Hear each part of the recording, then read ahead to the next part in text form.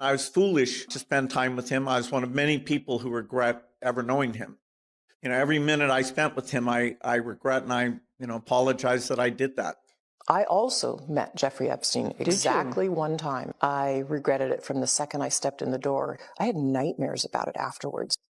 So you're sitting down there having cocktails while Bill Clinton's getting a massage from some girl who's rubbing her tits against the back of his head, whether knowingly or unknowingly having sex with underage girls. Everybody wants to be. Maybe some guys, that was their thing. Sure. Because it seemed like with Epstein, that was his thing. Yeah. Joe Rogan recently said something that surprised many people and mentioned some of his close friends who were listed in the Epstein files. The newest release of over 3 million documents, emails, and videos by the Department of Justice revealed connections between Jeffrey Epstein and some of the most powerful people in the world. Today, we're going to review the names that appeared in those files. It's so tangled. The whole thing is just, I think everybody who looks at it realizes this is a rabbit hole that just goes to the center of the earth. And there's so many people involved in that. Here's the big question that people ask. If there was a Jeffrey Epstein, and it seems like all these things he was involved in, is there a Jeffrey Epstein right now that we don't know about? There's a million of them. A million of them. I mean, this is why I find this. This is not the core of what I focus on, but I find it a really interesting field of study because it helps understand so many other U.S. government institutions and the relationship between government and private business. Jeffrey Epstein is part of a class of what are effectively professional fixers, and this is a kind of class of professional who sits not really within a particular government or private sector institution, but in the kind of sticky layer between them that connects them all. Less than a week ago, the Department of Justice released more than 3 million pages of records, nearly 2,000 videos, and around 180,000 images from different investigations linked to Epstein. Many of these files were heavily blacked out. Even with names removed and faces blurred, when you piece everything together, it shows that well-known politicians, billionaires, CEOs, and even members of the British royal family were connected to Jeffrey Epstein, including after his arrest. Or what makes this shocking is that these were not just small or casual connections. The documents contain flight logs, internal emails, contact lists, sworn statements, and video material that repeatedly place the same powerful figures around Epstein over many years. You're telling me there's a place where they bring elites to compromise them with underage girls and they film them? Really? Like, what? Get the fuck out of here. Yeah. Like, no, President Clinton's been there. Everyone's been there. Like, what? It sounds like nonsense. And not only is it true, but people keep getting fucking murdered for it. Did you see that latest Clinton advisor that got murdered? Got it? Yep. Yeah. Yep. Hung with an extension cord, himself in the chest 30 miles from his house, and they're calling it a suicide. And now even Elon Musk is asking, where's the clientele list? Yeah. We should probably see who's been to that island. Yeah, we should probably see who's been to that island. Here's something important. Joe says he heard about Epstein's island long before the recent news came out. He claims that Alex Jones was warning him about Epstein many years ago, well before the story became widely known. Joe explained that Alex Jones kept saying something dark was happening on the island, arguing it was not just a place for wealthy people to have parties, but a location where powerful individuals were being set up and controlled. At the time, Rogan says he dismissed it as nonsense. It sounded too extreme, impossible to prove, and honestly too crazy to believe. But now, looking back, Joe says that is what makes the situation feel so disturbing. He was the guy who told me about Epstein's Island more than a decade ago, and I thought it was the craziest thing I'd ever heard. I was like, what are you saying? There's an island. Like, it sounds like a plot in a movie. There's an island where they fly famous rich scientists and politicians, and they compromise them with underage girls and get it on film so they could use it against them. I'm like, what? That sounds like horror. That sounds like lizard people. It sounds like, 5G creates COVID. Same thing. Yeah. But turns out it was true. And it's one of many things. He was the first one to warn me about a social credit score system. He's like, they're going to try to implement a social credit score system, and your money is going to be tied. They'll have centralized digital currency, and your money will be tied to your social credit score system, and you step out of line, you won't be able to buy things. You won't be able to travel. You won't be able to do anything. They're going to try to keep you within a 15-minute radius of your home, and they're starting to do that in places. With this new release, everything is slowly starting to connect. The list of people involved is shocking. What stands out is that many of these names were mentioned years ago, but were quickly ignored. At the time, the media described them as coincidences or claims without proof. Now, with the newest set of documents, those same names are showing up again, along with clear timelines, repeated communication, and direct ties to Epstein's activities. Chairman of a prominent law firm is stepping down over his association with Jeffrey Epstein. Paul Weiss law chair Brad Karp says in a statement, quote, "Recent reporting has created a distraction and has placed a focus on me that's not in the best interest of the firm." The firm says Karp will remain with the firm, just in a different role. Senior Washington reporter Will Staken is here for more. Hi, Will. So what's the latest on this growing list of prominent people facing scrutiny over the Epstein files? Yeah, Diane, well I think, Mr. Karp right here is kind of the latest fallout from these Epstein files. Like you said, the really powerful law firm Paul Weiss announced that Mr. Karp would be stepping down after his name appeared in these files. Now, the law firm did not give a reason why Mr. Karp is stepping down, and previously the law firm denied Mr. Karp had any wrongdoing, but with this release of these files, his name appears in the files, mostly with his assistant trying to schedule meetings with Mr. Epstein. But there's an email between Mr. Karp and Epstein where he's asking about if he could help, get his son some kind of job in an upcoming Woody Allen film. So I think these emails, obviously are continuing to have fallout across, widespread industries. It's kind of the latest fallout here. We saw recently that popular wellness influencer Peta Attia also stepped down from his role at the protein company David. Bill Gates is one of the names facing heavy criticism. A photo of Bill Gates standing next to a woman with her face blacked out appeared in the files. There were also reported emails between Gates and Epstein that allegedly suggested Gates was hiding a sexually transmitted infection from his wife after contact with Russian women. After these claims became public, Bill Gates quickly released a statement calling them completely false and absurd. So he also said that Epstein may have been trying to pressure or damage his reputation, pointing to a 2013 email that allegedly claimed he considered giving antibiotics to Melinda in case she had been exposed. Listen to Melinda. True that I was only at dinners, I never went to the island, I never met any women. And so, the more that comes out, the more clear it'll be that although the time was a mistake, it had nothing to do with that kind of behavior. There we go. I never met any women. Wow, this is getting curiouser and curiouser, Esther. Yes, it is. And unfortunately for Bill Gates, now he has to probably deal with the insinuation, at least for many people, that Melinda chose to divorce him and get herself out of that world. Also because of his association or his tenuous links, which he denies, with Jeffrey Epstein. The allegation that he presumably got an STD from a Russian prostitute that was associated with Jeffrey Epstein was actually written in a note by Jeffrey Epstein to himself. One of the more personal parts of the story is how it affected Gates' marriage. Melinda Gates has clearly said that Epstein's involvement was one reason she chose to leave. In interviews, she explained that the revelations were painful and raised serious concerns for her long before their divorce, especially about Bill's decision to spend time with Epstein after his conviction. Also met Jeffrey Epstein exactly one time. Did you? Yes, because I wanted to see who this man was. And I regretted it from the second I stepped in the door. He was abhorrent. He was evil personified. I had nightmares about it afterwards. So, my heart breaks for these young women because that's how I felt.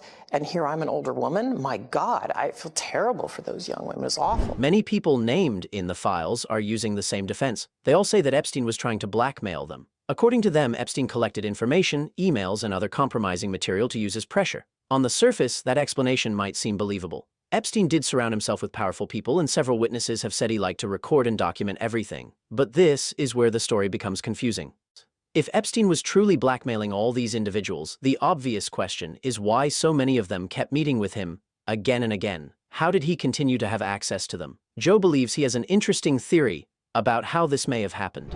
Let me just get real and What say, do you, if I gun to your head, what do you think your best assessment of what Epstein, who was Epstein, who was he working for? well, I don't know, right? So I'm just guessing. Everybody wants to say he was working for the Mossad. He very well could have been.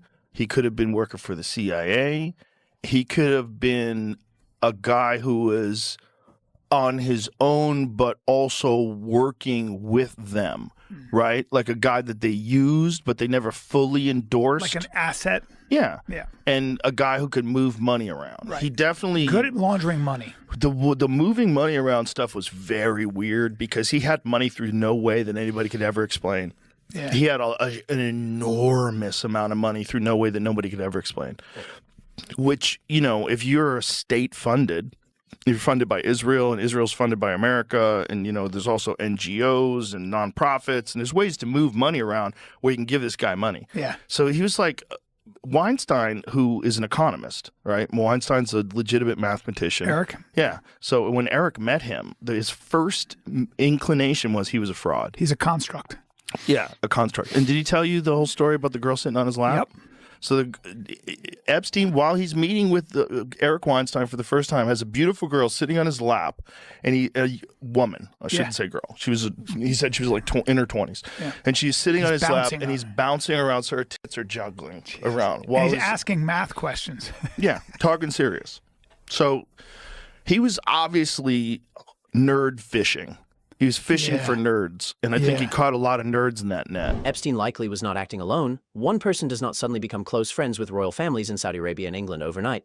Are we supposed to believe that a regular accountant somehow gained full access to royalty, world leaders, and billionaires without any help? That is not how power usually works. Epstein did not simply wander into these elite circles. He was likely introduced and supported. Connections like that are built through trusted gatekeepers, middlemen, and institutions that benefit from keeping certain relationships strong and certain secrets hidden. Royal families do not spend time with unknown financiers unless someone reliable recommends them, and that is the most troubling part of this story. It suggests that someone within the government may have been assisting him. There's a lot of those 100%. guys that wound up going to that island. They probably thought, this is great. We get to party. Nothing's free. And they probably felt like they were rock stars because they get to hang out with the intellectual elite on an island with a guy who's just a billionaire philanthropist who's eccentric, who just loves women. He's a professed bachelor, and it all seemed too good to be true. It's so true. Because it was. Yeah. So I think he was an asset, whether or not it was for the Mossad strictly or Israel strictly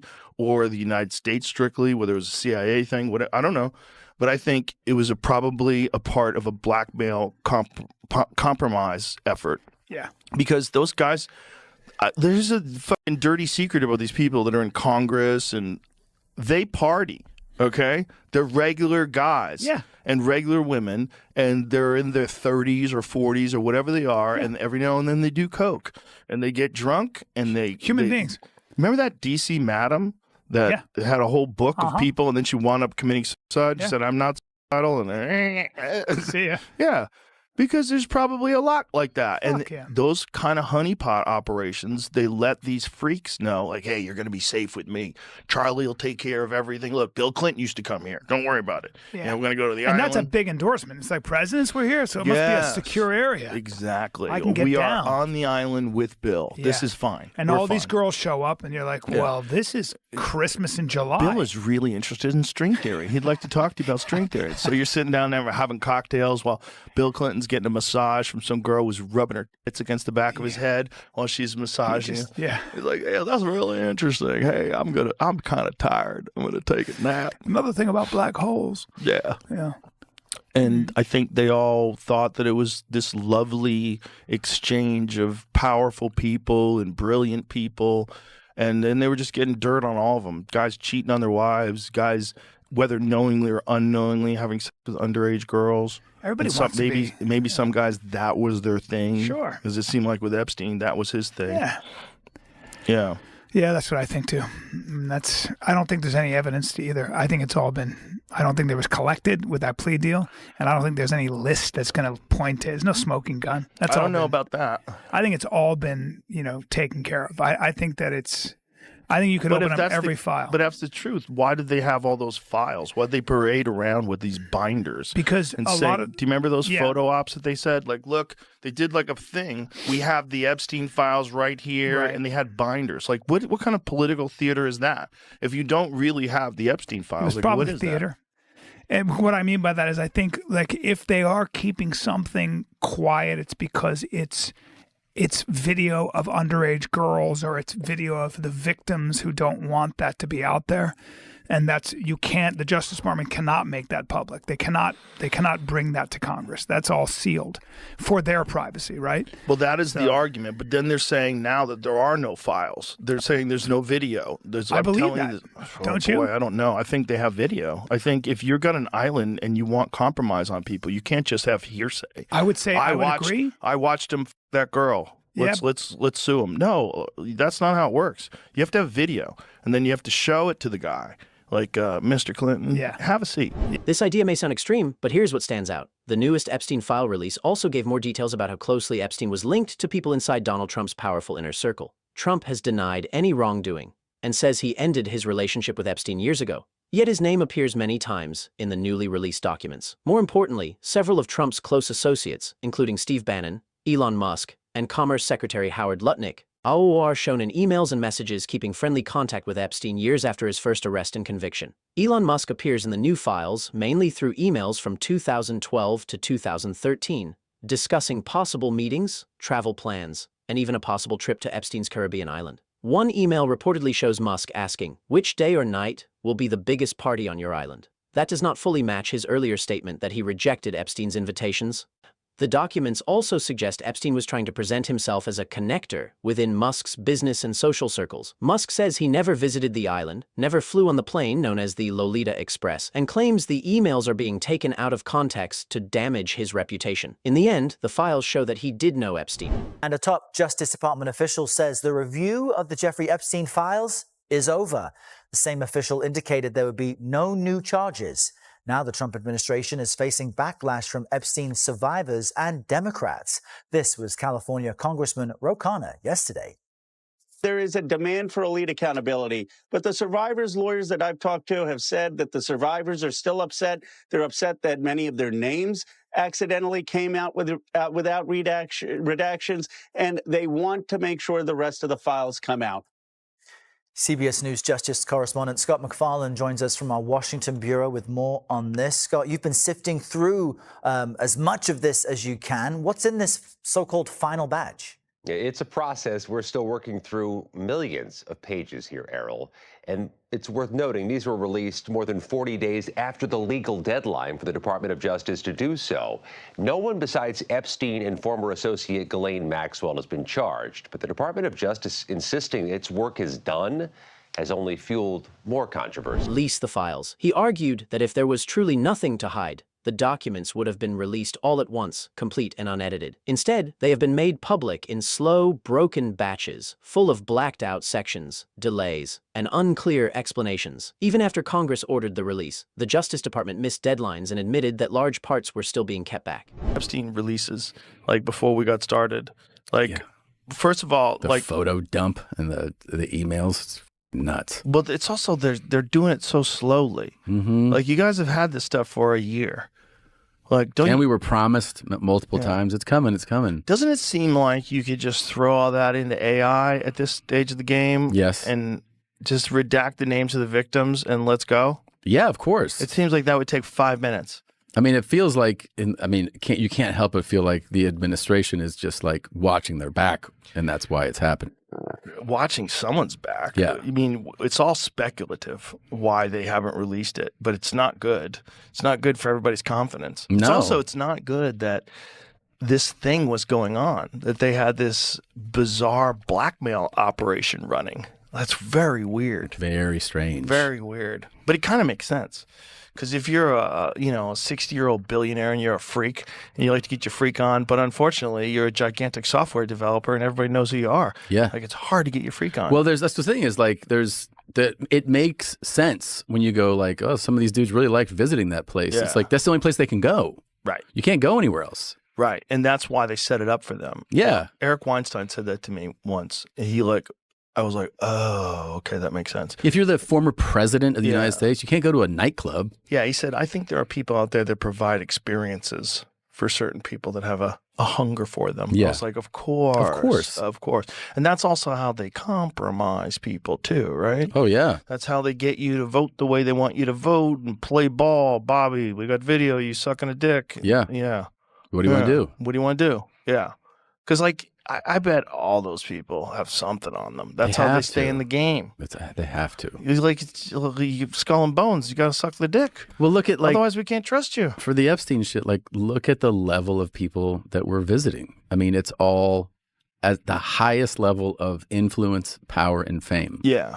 And so you go, yeah, this dude wants to do some wild shit. He can't go to Cheetahs and get it done. You know? Yeah. You can't do it. He's got to go somewhere. Yeah. What sounds good? A private island. Yeah. He can't just like order up a call girl.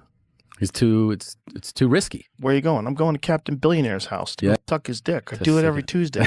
Plus, I'm on meth. We're only scratching the surface of what is in those files. Joe even talked about the Pizzagate conspiracy theory. He said that when you start following the threads, flight logs, private island visits, emails, and unredacted documents, patterns start to appear that the mainstream media mostly ignored. The newest Epstein files have renewed interest in the Pizzagate theory because there are nearly 900 mentions of pizza across millions of documents. While Pizzagate was widely dismissed after a violent 2016 incident at Comet Ping Pong, these emails show Epstein and his associates repeatedly using pizza and other seemingly innocent phrases over time. Some online groups believe this was coded language, connecting Epstein's real crimes to something more hidden. Share your thoughts. Which of these revelations shocked you most? And don't forget to like the video if you want us to keep explaining every new detail as it comes.